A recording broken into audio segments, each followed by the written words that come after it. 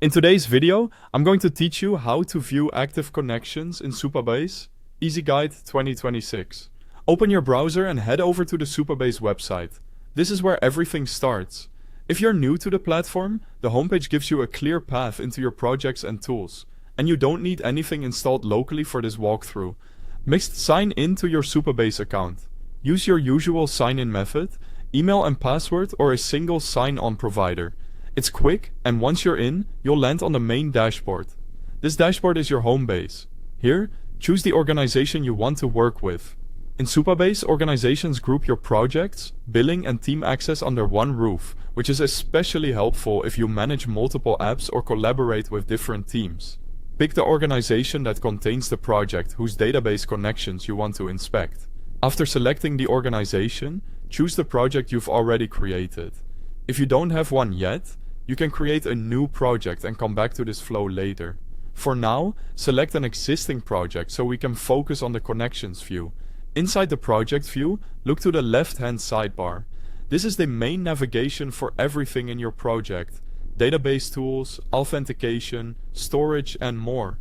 We'll use this sidebar to reach the built-in SQL tools. Click SQL Editor. This opens a powerful browser-based editor connected directly to your Postgres database. Once you're in, switch to the Templates section.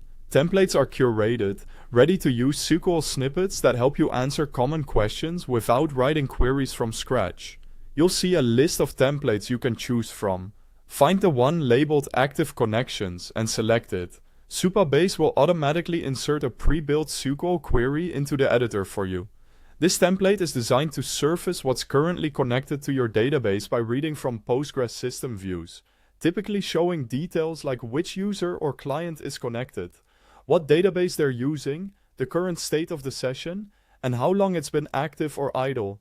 It's a helpful snapshot for understanding load, diagnosing stuck or long-running sessions, and getting a feel for how your connection pool is being used.